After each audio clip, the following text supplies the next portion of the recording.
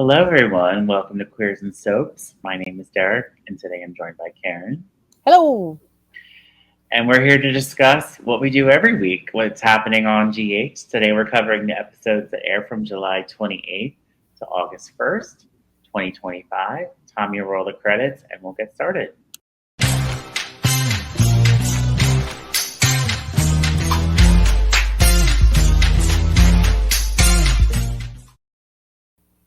So we were left with a cliffhanger, will they or won't they? And we speculated that they would get married, and we were dead wrong. You know what? We can't always be. No, yeah, we were dead wrong. Like, we failed. We failed the assignment so hard. Yeah, well, but it was a great week, though. Really good. I was surprised. They fooled us. Writers, you got us. Thank. Doing a great job, guys, of not what I expected. Although I kind of still think our storyline would have worked. But whatever. It was a good week. It was. Well, I liked your idea that you mentioned about how she should have married him anyway and then plotted to kill him.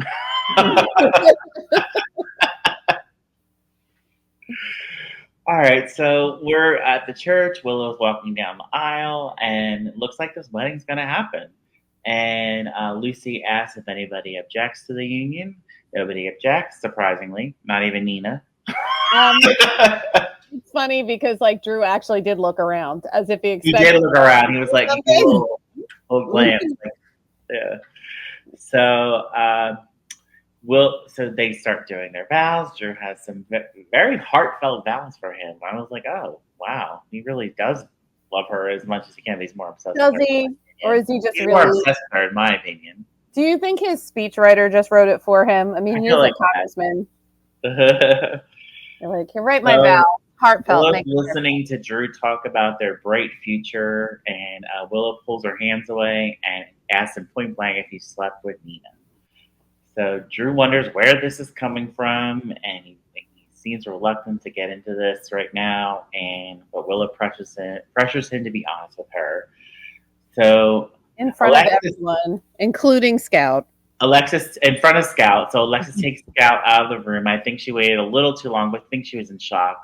So she didn't really know what to do. She did, though, because she was like, do you know what I think it was? I think it was like being caught up in the whole idea of getting like the gossip straight from, the scene and then being like, crap, I have a child with me. Oh, wait, there's a child with me. Yeah, like, out of here. So Willow rips into Drew, and he admits that he and Nina had I don't want to say affair because it wasn't really an affair. They were just having sex. Is not an affair. He struggles to explain this to her and said Willow is the only woman he wants to be with. Willow fumes over Drew destroying their relationship and only caring about himself and not her children. Her relationship with Michael, sorry. I'm sorry, but this speech is just...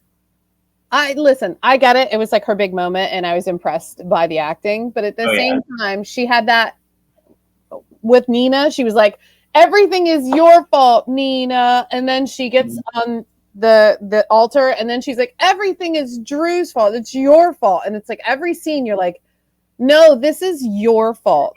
You made conscious decisions. Now, these people were doing manipulative stuff, but like it was your decision. And like to yell in Drew's face, yeah, he's a jerk. He's manipulative. But everyone around you told you that. Yeah. You chose to believe him over them. And like, yeah, that sucks. But the accountability is so low. Well, yeah. She's of course. So Willow realized that Drew really did manipulate Wiley when they were fighting for custody, and that this is like, you hurt my son. This was like the last... Well, not the last straw, but it was just like she kind of finally realized who Drew really was. Sure. Drew insists that it was a strategy, but Willow recoils from his touch and bolts out of the church. So Drew assumes that Nina is the one responsible for this, and that he confronts her, and they rant and rave at each other, and they play the blame game with each other. That was fun. Cynthia Watros was amazing in that scene. She was so funny. He was great in that scene too. Oh, he's great at every scene. Like, he's been playing a scumbag, and he plays it like a dream. Like, he's awesome. So it's crazy to me. Like, if You gotta like a villain who thinks he's not the villain. It's so fun. It is. So Drew announces to the whole congregation that Nina hired Jacinda to drug him, and she acted like no one could. And Nina says that no one will ever believe a word that comes out of his mouth. The thing is, like, he just says it, but like he's been saying it, but he has zero proof of anything. He has no proof. He's just yelling it, and Nina's not confirming it. Well, that would be stupid. That's a crime. So she's like, you lie about everything. Yeah. So Nina said, I think she says it's to Liesl. She's upset that Willow is in pain, but she's glad that Drew and Willow are finally over. So at the Measure Purple, Molly and Cody are still together, and Molly refuses to apply more sunscreen on Cody's back. Yeah. And she accuses Cody of just wanting her hands all over his hands all over her, or whatever it was. So this change in attitude catches Cody off guard. Molly gets embarrassed when Cody sees her trashy romance novel underneath War and Peace. That was cute. That was funny. And then she acted like it was a research for a book she's written. And then she tells him it's research for a book that she's writing. It is actually a book she's writing. I forgot about that. This would be her third book if she wrote it. Book. They all have Maine in the title, right? They all have Maine. Yes. Mm-hmm. I remember I liked that storyline when Molly was writing romance novels. Yeah. That was a long time ago, guys. Was it? How many years ago was that? I have no sense of time. I know. I'm asking the viewers, comment if you know. I don't know. I have no idea. They're like, when did that happen? I'm like, either 10 years ago or 45 years ago. I'm not really sure. So we're at Alexis' house. Michael and Christina are talking, and she tells him that she's trying to come between Molly and Cody. Christina admits because Cody is the kind of guy that would accept money to seduce someone, and that's something Christina knows for sure because she paid him. And she ends up telling Michael the whole story about how she cut the brakes on Ava's car, and Rick and Liz were the ones that were ultimately hurt in the car accident. I was surprised she told Michael this. No. Well, I mean, like, Michael, of course, coddles her, of course, and says he'll be there for her. Because Michael has, like, that same complex that Ned has where he thinks he's the gatekeeper of his side of the family. So he's going to protect her and shield her. He's not, and he's not exactly going to give a crap about the law because his father is Sonny Corinthos. Yeah. The law is not important to him. He was just like, you could have hurt somebody, but he would never turn her in. Right. She knows that about him. I don't think it's unsurprising. I think she feels justified in what she does. Every time she tells this story, she kind of like plays up how she went back to stop it from happening to make herself seem like less of a crazy bad person. Mm-hmm. And like this was no exception to that. She was like, I called and she didn't answer her phone. That's her fault, and it's just like, girl, you tried to kill some people and you didn't care which ones as long as you got Ava. Right. She also tells Michael that Rick and Ava are blackmailing Alexis for money, and because of her. Right. And Michael is sorry he hasn't been there for Christina when she needed him, and wishes she could have stopped this whole mess from happening. Christina's glad that she finally could be honest with Michael, and she is glad she got everything off her chest. Yeah. She goes into this more detail about her playing with Cody, and then Alexis comes home with Scout, and then they hear about Drew and Willow's not getting married. So while Scout's in the other room, Alexis explains how Willow blew up at Drew for sleeping with Nina, and they are both shocked. He's like, with Nina? Yeah. So we're over at Carly's house, and Jason comes over and watches as Carly is handling Wiley's questions about Willow's marriage to Uncle Drew. And Carly handled those questions pretty well, considering how she feels about the situation. She can't let her feelings about the situation color how she talks to the kids. Right. They are babies. They don't understand anything that's happening, and she just needs to protect Wiley's peace. And she knows that. She's really good at it because she has to do it all the time because her ex-husband is a mobster who hurts people. So she's got a lot of practice doing this. Yes. Carly admits that she does not have the answer, so Jason ultimately. Okay, sorry, I'm jumping ahead for a second. Jason asks if Carly knew whether Britt was buried or cremated, and she worries about him digging Britt up because that's what she thinks he's going to do. And Carly admits she does not have the answer, so she suggests that he talks to Liesl. So, because Jason tells her that Liesl is in town for the wedding. So. Oh, it was funny. She's like, Liesl's in town? Everybody is like so freaked out that Liesl's here. I think it's because they love the Krampus and they're very excited for Christmas. Well, yeah, maybe. So we're in Brennan's office, and he points out to Karen's favorite character, Vaughn. Vaughn is playing a part and wanted assurance that Jocelyn should do the same. Brennan seems concerned about real feelings getting in the way between two. It's like they're really trying to force this relationship.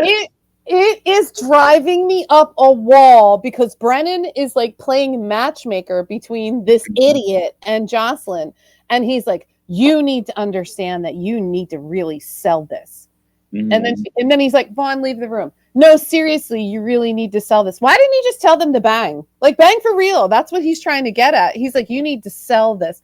And it's so weird because it's like, if you're a couple, you're not normally in public hanging all over each other. Even if you're on a honeymoon, you might be extra cuddly, but you're not going to bang up against the wall. What's his problem? It felt so strange. And like you said, they're trying to force us to care, but we don't. Mm-hmm. We like Jocelyn. We do not like Vaughn. No, they don't have any chemistry either. So no, and stop putting her with blonde-haired, blue-eyed guys every single time. It's weird. Yeah. Jocelyn insists she does know the difference, and she can't predict how she's going to feel months from now. So it's like, okay, I might have feelings for him later, but I don't know. Like, I think she means feelings like, I know I'll get sick of him and want to punch him in the stomach. Well, I would hope so. Eventually. But it's just really, it felt like Jack was really pushing a matchmaker angle the way he kept saying, sell it, sell it, sell it. I'm like, she's been an agent for 10 minutes, dude. Relax. Right. I'm sorry. Brennan appreciates Jocelyn being honest with him and turns their attention to the courier's tracker, which was headed for the Five Poppies Resort in Croatia. Everybody's going to Croatia. Yep. Suddenly went dark, so Jocelyn wonders if it was out of range or blocked at some particular location. Brennan hopes that it's all that's all it is, considering that they think someone's onto them. Greta, the courier, eventually makes it to Britt's lab in Croatia, which I guess is in the hotel. So Britt wonders if there are any complications getting her whatever's in the bag. Okay, so Britt also thought Dalton was an idiot. Yeah, she did. He was like, I don't even know why we're paying for this research. It's useless. Right. And she's doing it all from her like suite at the Five Poppies. It's crazy. Yeah. She looks great, by the way. I'm glad Kelly's back. She did look good. Yeah, she looks good. Mm-hmm. And it seems like her to me. You know how I feel about it. It's her or there's no point in the storyline. Right. Yeah. So Drew vows to find Will and he asks Martin to help him with something, but we're not sure what that is yet. And Willa makes her way to Carly's house. So Carly opens the door. She finds Willow sitting there in her bridal gown, looking like the bride of Chucky. Her mascara is running down her face like the Winter Soldier, and she looks oh my god mean. And she's like, I must see my children. And I'm like, I would have closed the door. I would have been like, I'm going to call the police. Yeah, she was very frantic. She was unhinged. That was ridiculous. This is exactly what the judge was saying. Like that she's unhinged and she's not doing the things that are in the best interest of the children. This is 100% that. Exactly. All right, well, we'll get back to that in a second. Jason finds Liesl at the wedding reception area where she's enjoying the open bar that no one's coming to. She did tip the bartender, though, so good for you. Yeah, she told him that no one else is coming. Like, there's probably no one else coming, so keep them coming. Jason tells Liesl that he thinks he saw Britt in Paris, and Liesl says it's probably like her experience of seeing Britt in crowds because she misses her daughter so much. She is so sweet and gentle with him in this scene. She's really excited that someone else misses her daughter, and like she even touches his hand, which probably freaked him out a little bit. No one touches Jason. Jason wants to know more about Britt's burial, so Ober admits that she thought it was very strange that Britt did not donate her body for studying Huntington's disease. Yeah, it seems out of character for her. Yeah. So instead, Britt wished to be cremated. Liesl thought Britt would be a more open person with Jason, and she became a more open person because of Jason, and she was grateful to him. Oh. Britt wished she had more time with Britt and got emotional. She flashed back to Britt dying in her arms. So at this point, we're pretty sure Liesl knows that Britt is dead. I've kind of been sure the entire time that she's known, because she wouldn't have trashed her relationship with Scotty if she knew that. Oh, yeah, there's no way. And she wouldn't have the animosity towards Liz either. No. I think if she was going to fake her death, which I don't know how this is going to play out, her mother, she would not tell, because her mother would not stop at just letting it go. Also, Jason, but Jason was dead at the time, So Jason remembers that Britt's bag at the airport had the 5 Poppies logo up, and then he does a Google search on the name of the city that I don't know how to pronounce in Croatia, Dubrovnik, I guess it is. Dubrovnik? I don't know. Dubrovnik. Maybe the first one was right. Listen, if you can phonetically spell it in the comments, and then tell me, should I visit Croatia? I don't have any money, but I'd like to go. Is it cheap? Yeah, sounds fun. No, he remembers though, because he goes back down to the bar and Lisa had forgotten her purse, and since he was holding the bag, he made that connection to another bag, and then they showed the clip again, and I was like, wow, that's really good. I liked the way they did that. Yes. He does that internet search, and he finds the hotel, the 5 Poppies in Croatia, and then in Britt's room at that resort, she looks this is where she says that Frederick Dalton did not impress her. She's looking at the research, and she's like, this. She basically is like, this is shit. I love her. She's like, why are they paying him? A man named Tomas showed up to give Britt a massage, since her boss apparently thought that she was working too hard. Britt accepts the massage, and then she turns Tomas down when he offered her a more passionate form of stress relief. He sent a sex worker. Right? And she got mad and kicked him out. Yes, and then Britt is alone again, and she gives herself an injection in her abdomen, which I think is a placebo, as you and I both think. Also, she was drinking vodka with it, so if it's not a placebo, she's what the heck are you doing, girl? I don't know. Well, she gets in the bed and she says goodnight to her mother, which is sweet. Good night, Mutter. Yeah. All right, well, so we're back in Port Charles. Nina summons Curtis and Portia to the Metroport pool, where she gives them the news about Drew and Willow's wedding. And Nina explains her own relationship with Willow is over too. And then Curtis fesses up to being the one to tell Willow. And Nina forgave him, which... Why? Right. Why? First off, Portia was angrier than Nina. Portia was looking at Curtis like she wanted to kill him with her vision. And Nina's just like, yeah, well, I never would have told her, so I guess it's fine. I'm like, you were gearing up to tell her you let Curtis off the hook like that? Mm-hmm. That Curtis and Nina should get married. They're both the same type of idiot. Nina says she understands that Curtis was trying to save Portia, and she knew that Willow would deserve the truth because she was just about to tell her anyway. Imagine if Curtis had that kind of grace for any other character that Nina just had for him. Right. He wouldn't. He would never. And since Willow was alone with her mother, Wiley and Amelia are even Drew now, Nina worried about what Willow's next move is going to be. Let's see. Nina feels like Drew's hold on Willow was finally broken, but Curtis worries that Drew is going to manipulate her into reuniting. I think he might be right. Yeah. Or he could blackmail her. No, I think it's going to turn out that she still somehow believes, like we said before, that without Drew marrying her, she won't get custody. She could just go to therapy, but I guess not. So we're at the Quartering Mansion. Drew and Martin are looking for Willow there, and I loved this scene. It was so fun. Tracy and Cody are there, and they're heckling Drew. It was so fun. Tracy insists that Willow is not there, and she's very amused by this whole situation.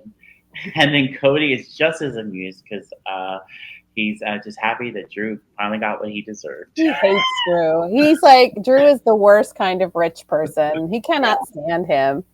It was really good.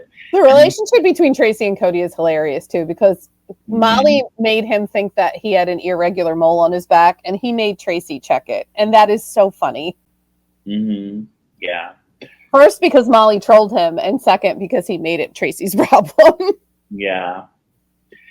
So Tracy let Drew look for Willow, even when she's not there. Doesn't matter. So this gives Martin a chance to talk to Yuri about Monica Quatermain and whether she got many visitors. Yuri tells him about that he bonded with Monica, who opened him about her life before she became a Quatermain. So Yeah. Martin is eager to learn more, but Tracy throws him out along with Drew at this point. So he doesn't get to learn what's going on.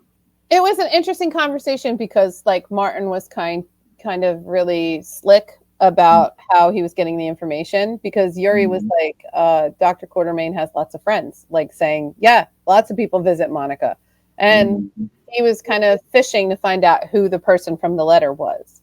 Yes. And he did not get that information, but he did get something because he seemed pleased with some of the information he got out of Yuri by the time he left. Yes. Because he was like, oh, I guess it focuses on her time before she married Alan, which would have been, what, 1976, 77? Right. Because I think they come on as newlyweds in like 77. The original Monica, right? Yeah. Yeah. So we have, we're back at Carly's house. Willow's still looking like the bride of Chucky, and she barges her way in, and she's trying to see Wiley, and she's calling out to him. And Carly forces Willow to look herself in the mirror and see that she's in her wedding dress and she looks horrible. And she's going to scare Wiley. You're like, you're a hot mess. You cannot see the children. You'll scare them. Right. And she's like, I must be with my children because, you know, I'm the only parent they have. Michael then walks in, and Willow argues that now that she has left Drew, that she can see her kids. Wiley hears his mom and calls out to her, and Willow calls out to him, and she's very determined to see her son. But Michael forces Willow outside and makes it clear that she wasn't going to be seeing Wiley today. Willow becomes even more desperate, and she confessed to Michael that he was right about Drew, and even offers to come back to him. I was like, are you kidding me right now? And Michael's like, yeah, maybe once, but you're insane now? Did you know? Right. You're nuts. You're out of control. Michael says it's way too late for that, and he insists on following the judge's rules, and he says he's going to have to take measures to keep Willow away from the kids now. Willow sinks to the ground crying and watches Wiley through the window, and she's completely distraught. And yeah. I don't know. Are we supposed to feel bad for her? Because I don't. I felt a little bit bad for her because of Caitlin McMullen's performance, but I don't feel bad.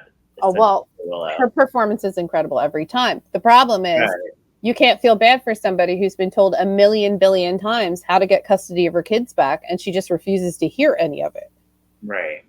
It's just, I don't understand why people aren't treating this like a psychotic break, because it is a psychotic break, and she needs help. She does need help. Well, it's written as a psychotic break. She's an imaginary character.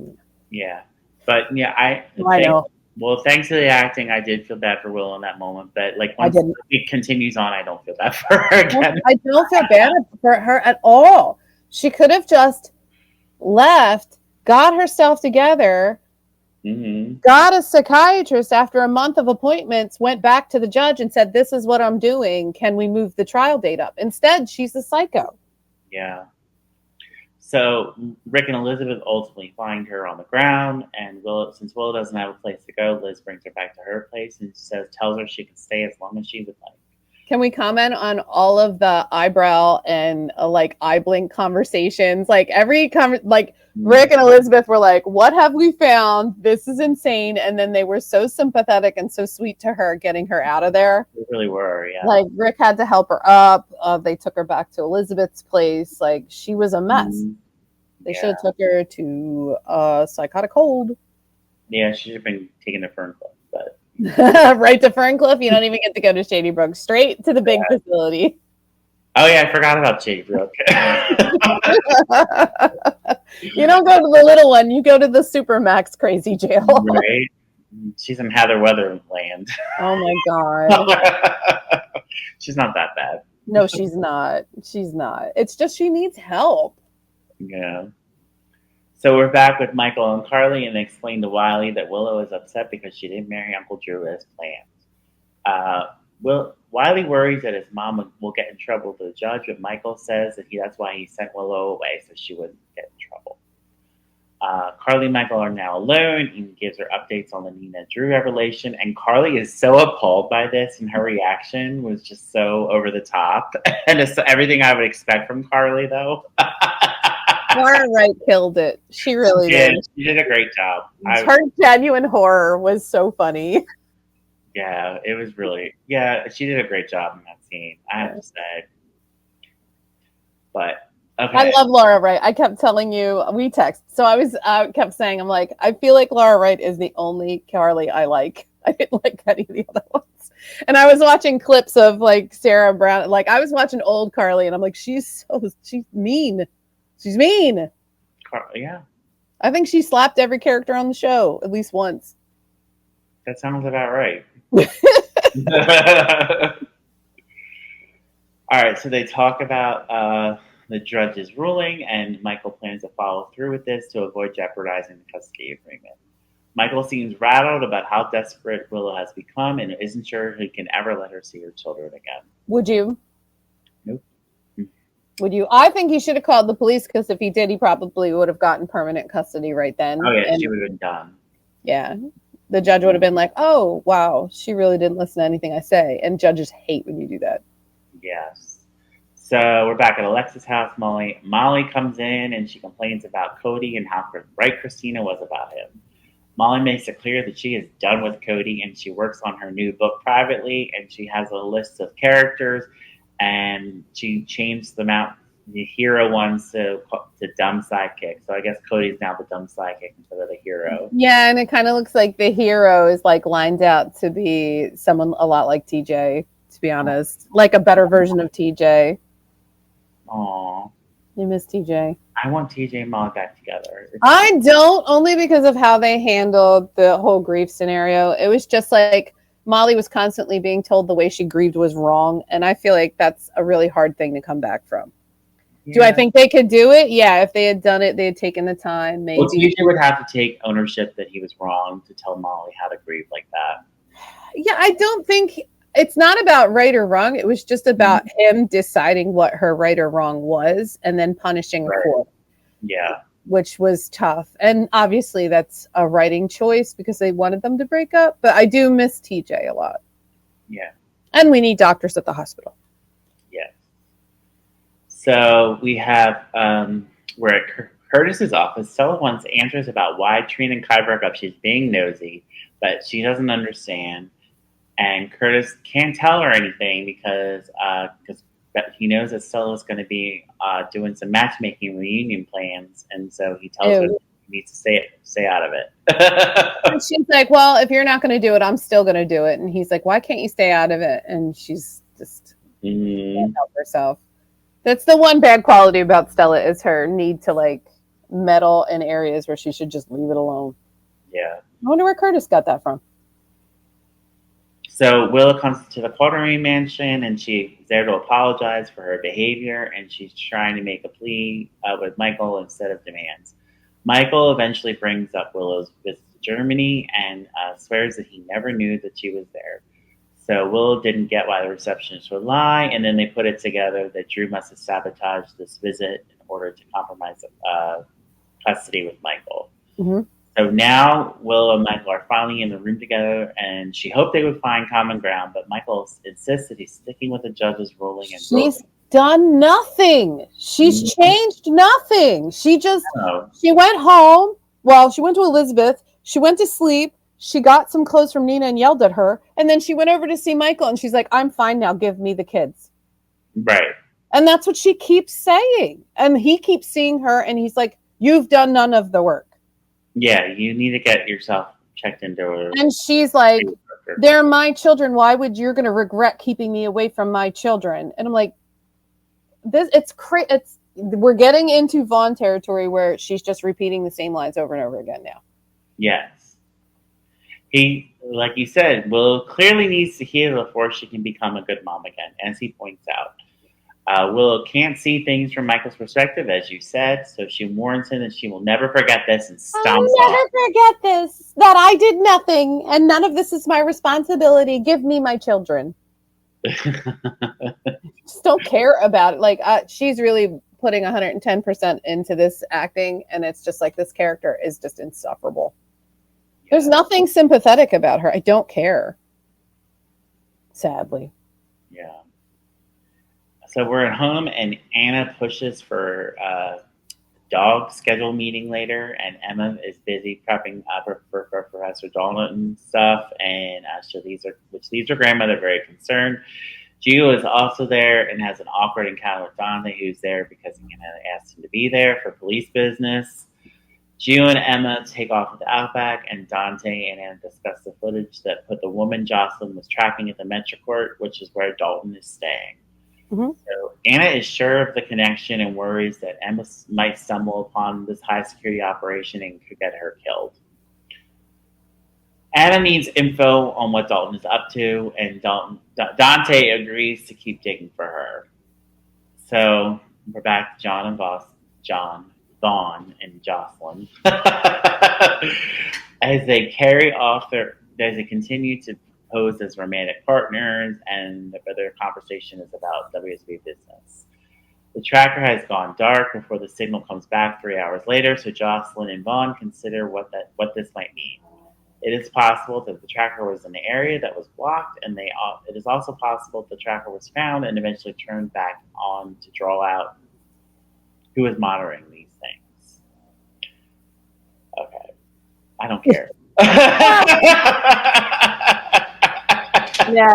No, it's just the conversation is just so circular, and it's okay, like this WSB story could be so good, but they just aren't writing it properly. It's just because they're pushing this romantic angle to this couple that has no chemistry, and they're wasting Jocelyn. Like, a better partner for her would have been Emma or Trina. This guy out of nowhere who's condescending and rude to her most of the time, and now we're supposed to believe in their fake romance or whatever it is. Like, I don't, it's not romantic. It's not sexy in any way. So I don't know if that's the direction they're going in.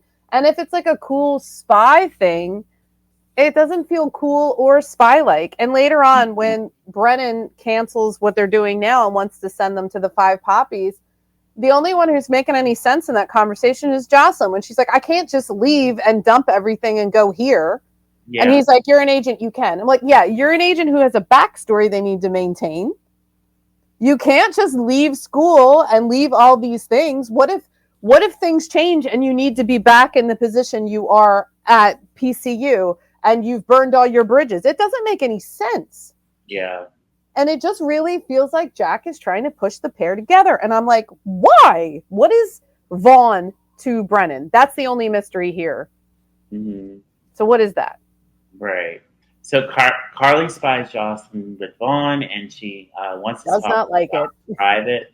Jocelyn ended up going to Carly's office with her, and Carly talks to her about Vaughn and how she's pitted against Emma. Jocelyn blames Emma and acts like Vaughn is a good guy.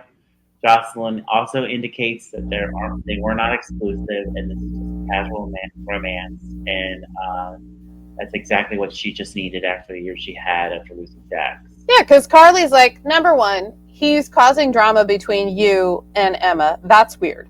He number two, he's much too old for you. Number three, what is happening? And it's like you said, she's just like, oh, I'm just having fun. It's not a real relationship. It's just, a situationship or whatever it is.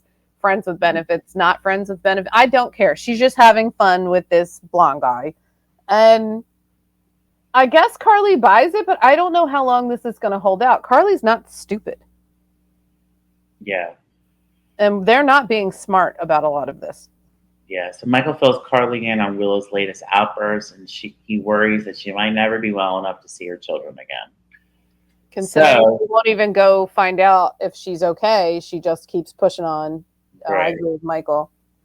So Jason shows up at Liz's house and wonders what she needed him for, and Drew's there already, and Drew makes it all about him, and he's like, well, I'm here to see Willow. You can throw me out if you want. And Jason's like, I'm here to see Liz. I don't know what you're talking about. I don't know why you're here. I didn't know Willow was here. I'm here to see Elizabeth. Mm-hmm. And then because he came and he did this whole speech about how he wanted to see Willow, and Liz is like, even if Willow were here, I wouldn't let you see her. Exactly. So Drew leaves on his own accord, and Jason admits he needs Liz's help in looking at GH records to indicate where more bodies go or whatever. Also, Liz is very proud of him that he did not punch Drew in the face. She was, yes. I'm not. You should have punched him in the face. I'm ready for round 2, y'all, from last year. Let's go. Hit him again. Yeah, he wants to know what's going on with the records for her death. So she logs in. And she goes, I got to go to the bathroom. I'll be back in a minute. And he gets the information he needs. He doesn't even tell her what he's searching for, but she trusts him. Right. So Liz pulls up the 2022 to 2024 timeline and that Jason asks for, and she leaves him alone, like you mentioned. She's going to put that together, by the way. She's very smart. Yes. So Jason eventually goes in, and he puts in Britt's name, and he finds out that she went to Lawrence Mortuary, wherever that is. Jason goes there and speaks with an employee about Britt's cremation, but there's a discrepancy with the paperwork. There was no date or time that the cremation actually occurred on there, which was a little odd. So yeah, the woman actually said she'd never seen that before in the paperwork. Yes. Mm-hmm. She was cute. So Jason sees this as more proof that Britt could be alive. So we're with Willow again, and Willow returns to Elizabeth's and gives her news about her latest running with Michael, and she knows that she needs to find a way to show that she is stable. I don't know how anyone could possibly prove that they're stable to someone else. You could get a psychiatrist. You could get an evaluation. And I think we skipped over your own home. Rick offered to work for her pro bono. I think so. Nina met with Rick and asked him to secretly work for Willow. Right. And Rick said, Rick said, no, this is what got you in this position in the first place. Go to Willow and explain to her why you want to retain me as lawyer and let her know that you're paying, but I'm going to do it. And he's like, and I'm fine with it. I want to help Willow. Right. Nina goes to Willow to bring extra clothes and stuff for her. Yes. And she's allowed in, but then Willow is awful to her again because she did, in fact, sleep with the man she was going to get married to during a whole bunch of hate sex scenes, which were gross. Yes. And then she gets kicked out, and she texts Rick, and she's just like, tried to explain it to her, which she didn't. She never got a chance to. And she said, go do it anyway. So when Rick comes, he's like, I want to follow this case through to the end, and I can follow it pro bono if you want me to. And she's like, I want you to. And he tells her very succinctly everything we've been saying for weeks, which is follow the judge's orders to the letter, get your stuff together, be in a good position, stop antagonizing Michael, and the judge will give you back visitation on your way to custody, which would probably be 50-50. And she's like, I feel so much better. That's so great. Blah, blah, blah. That lasts about 10 whole seconds. And she's right back to doing every crazy thing she's been doing. Yeah. Rick was so sweet with her. He really was. All right. So we're back at the Metroport, and Outback jumps on top of Vaughn, who returns the dog to Emma and hopes that there's no hard feelings about what happened between them, and now that he's with Jocelyn. And Emma insists that she is fine, and she acted like Vaughn is the perfect match with Joss. Okay. I don't care. Yeah. I don't understand this rivalry between Emma and Jocelyn. I don't feel like it works being over Cameron, a character who's been off canvas for a long time now. I don't. Yeah. It just feels like let's just have two women fight over a man, and it's boring. Yeah, so give them real reasons to fight. And if she says one more time that Jocelyn has a rich daddy who hasn't been on the canvas in how many years, who gets her out of trouble all of the time, like I'm gonna vomit. So Emma and Jasper Jack's back. There's got to be a blonde Australian guy who's a hunk we could bring on. I would say so. So we got Emma. Emma tells Gio that she stole Vaughn's master key, and that that's why she's been trying to avoid him. Jocelyn also gets back with Vaughn and shocked when he updates her on getting pulled from their current investigation. Mm-hmm. So like everything's been switched around, which we'll talk about. Sorry, I put it all in the wrong order, but you still get the point. Yeah, pretty much. It's still not that. So Drew meets up with Martin and informs him that Curtis was the one who blabbed to Willow before the wedding Accidentally. because he finds that out when he was interrogating Liz, which we brushed over as well. We kind of brushed over it, but what he said, he said, I don't know why he would tell. And Liz then assumed he knew and kind of dived Curtis out. It was accidental, but we knew we were getting there, so whatever. Yeah. I'm not blaming Elizabeth. Curtis does not know that Drew knows that he knows, so that could be. Yeah. It's getting like that one episode of Friends for the like, we don't know, we know that you know that we know. Yeah, I was actually thinking that one. So Drew eventually sits down with Curtis and he decides to call a truce, and Curtis asks him if he's willing to hand over the blackmail information on Portia. Drew says he is open to this, but he then returns to Martin. Drew seems intrigued when Martin mentioned Stellar's insider work to fix his insurance problems. So it looks like Drew's going to target Stella next. Ass. Leave that woman alone. Insurance is stupid. We should all have universal health care. And this woman is doing the Lord's work by making sure people get covered. Right. And you're gonna punish her because you're mad at her nephew. Right. That's not cool. Stupid. Well, he's not cool. He always goes after the people around you instead of you. He should face Curtis like a man instead of going after Portia all the time. I agree. So we're at the Metro pool now, and Christina and Marco. Christina sees Marco there, and he's banged up, and she gave her the same phony tale that he gives her the same tale that he gave the police. And Christina is grateful to Marco for saving her life at the Charlie's Pub, and she wonders if he regretted it since he missed being there for Natalia. So there was some talk about Sonny, but Christina assures Marco that her dad wasn't connected to Natalia. He would never do anything like that. Right. Never. But last year you saw him beat the hell out of Dex, but he's great. That's gone. She blocked that out. That doesn't fit her narrative. Right. Yeah. It messed up her head so bad. I bet you if you asked her about that incident, she wouldn't remember one thing about it. She has trauma blocked that right out. She definitely did, because now Sonny's on. Now he can do no wrong in her eyes. He's back to being Mr. Perfect. Yes.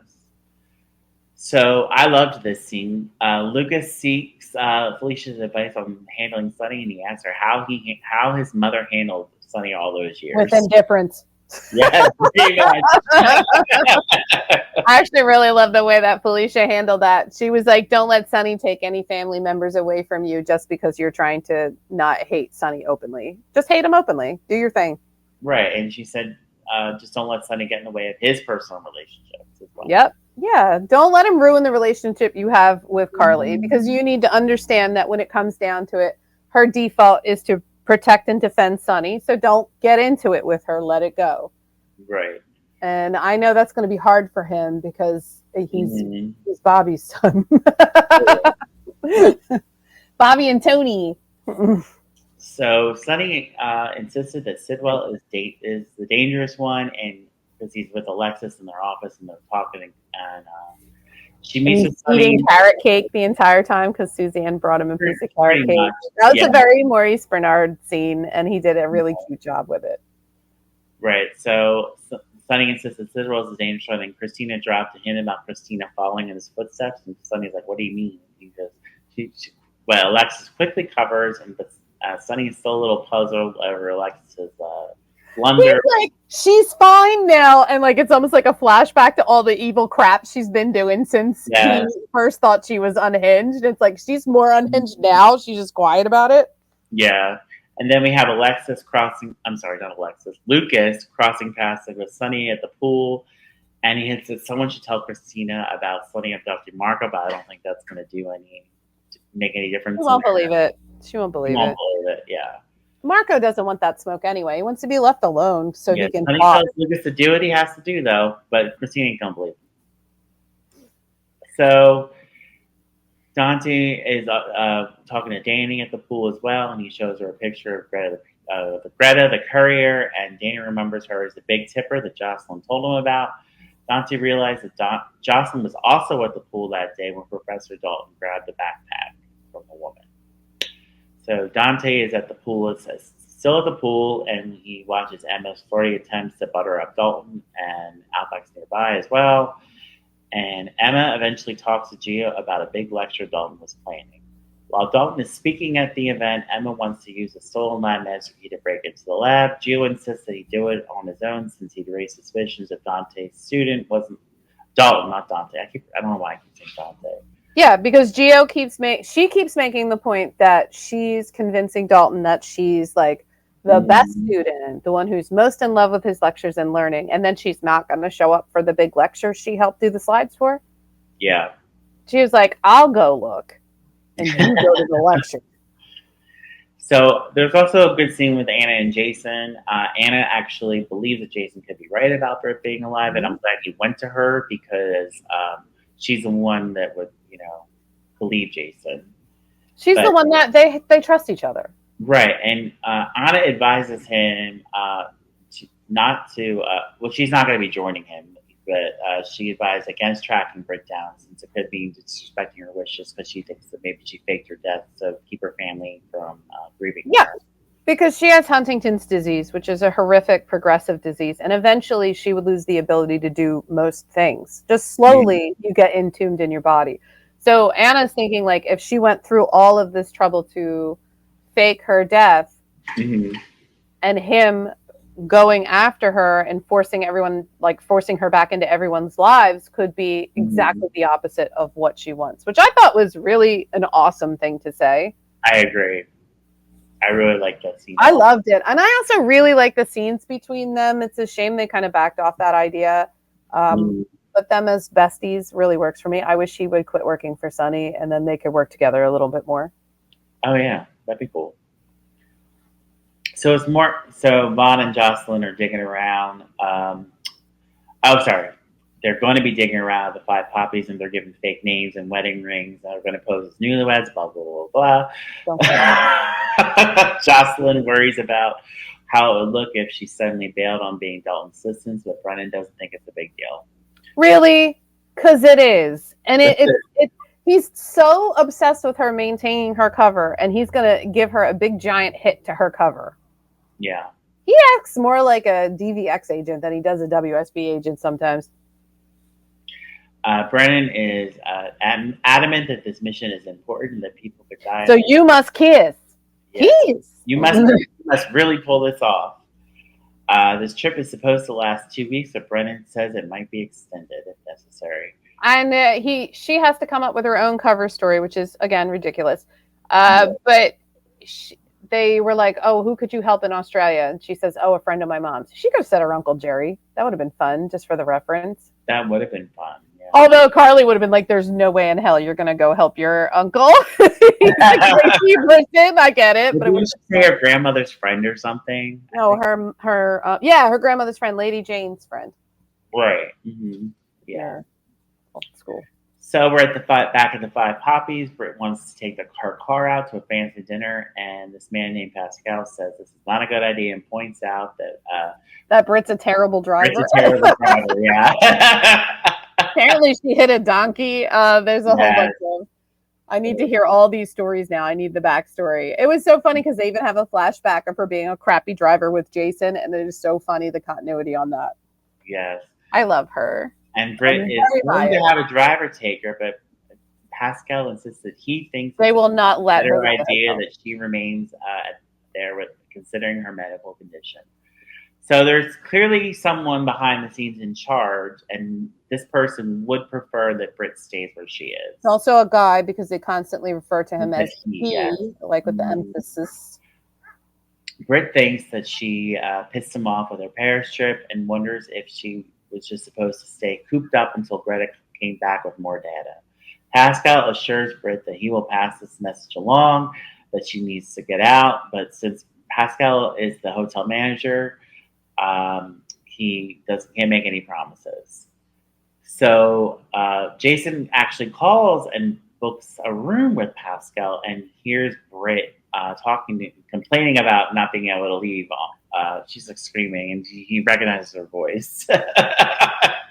Well, he's on the phone, and like Pascal is doing we have luxury saunas, we have beautiful foods, and she's like, Pascal! And he would know that voice anywhere. So then because she said she wants to leave and he won't let her now I think Jason feels justified in going. So Jason's more convinced than ever that Britt is alive, and that is how we ended the week. It's not only that she's alive, because obviously he heard her voice, but also if she's being held against her will, then that's an excuse for him to get involved. Yes. So I loved that. Mm-hmm. Yes. All right. I'm sure we had a lot to cover. I'm sure I missed things. Is there anything you wanted to mention?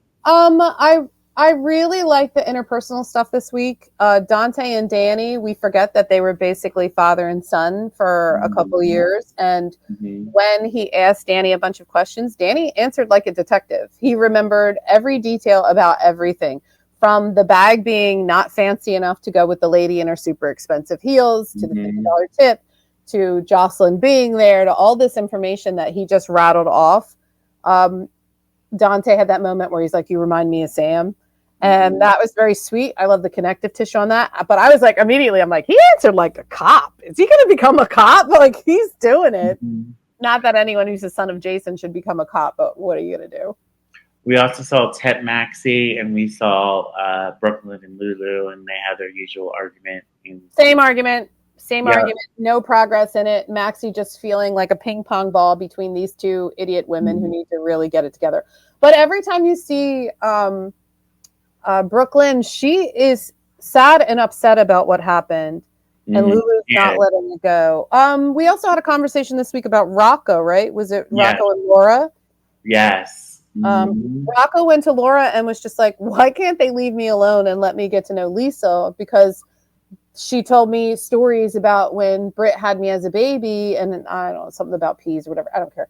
But anyway, like, he's like, these are these stories that I can only get from Lisa, that I can't get from my parents because they weren't there, and I want to explore this, and why can't they leave me alone? And she's just like, I'll talk to them. And then she makes Lulu come to her, and she's like, you need to back off and let it go, because that kid has a complicated birth, and yeah, it was a stolen embryo, it's all this stuff, but if you push, he will not speak to you. He will go away, and he will drag towards whatever he wants to.